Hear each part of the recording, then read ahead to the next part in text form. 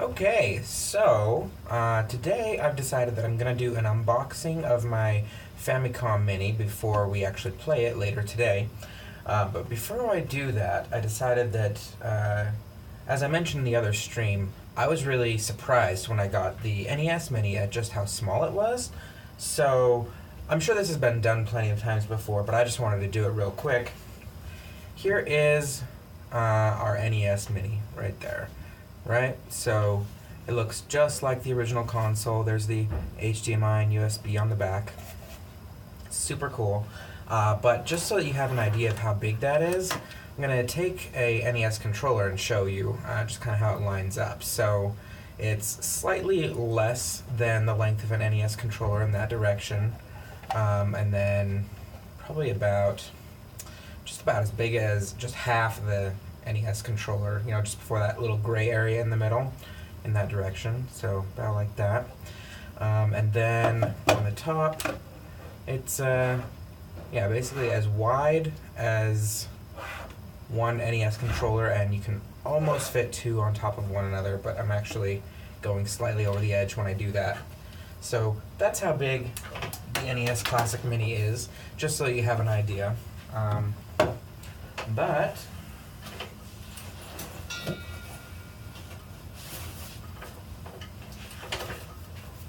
here is what I wanted to show today. So this is the Japanese NES Mini, the Family Computer Mini.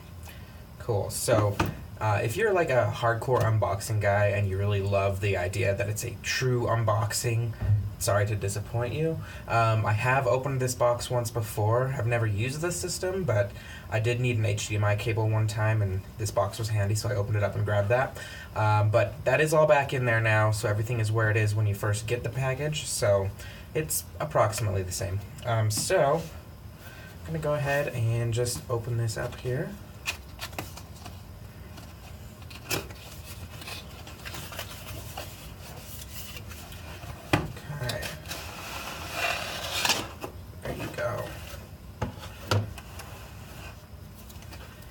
Comes with some registration information here.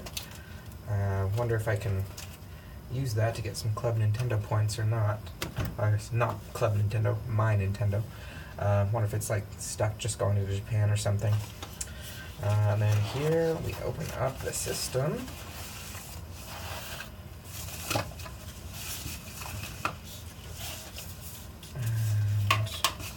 So unlike the American version, this one actually does come with two controllers, which is pretty cool. The reason for that being that the Famicom controllers were always hardwired to the system. So, true to the original, they continue to be so. So cool. Here it is. Famicom NES. I guess not NES, but the Famicom Mini. Power switch is here, reset button. The eject doesn't actually do anything, which makes sense since you don't actually put any games into it. But just as a point of reference for size, so here is an NES controller, and here is a Famicom Mini controller. So they actually reduced the size of the controllers for the Famicom Mini, unlike what they did for the NES. So that's one thing that's different. Other than that, it looks to be, it's similar in a lot of ways. It's got HDMI out and USB, just like the American version. Not quite sure what this was in the original, but this little thing here on the front. Another thing I'm kind of curious about is whether or not the mic actually works on this thing. It doesn't really look like there's a mic in there. It looks like it's sealed off. It does have the mic logo on there, so you can see that. So it's got like a little bit of a screen and says mic on it, but it looks like it's just look-alike and not real. But I guess we could play some Zelda and see if it works. Okay. So yeah, that is the Famicom Mini. Comes with 30 games, just like the American version, but the games that it comes with are slightly different. Here's a shot of all those games. I probably know less than 10 words in Japanese and can't read any of it, so unless there's an American equivalent, I have no idea what it is.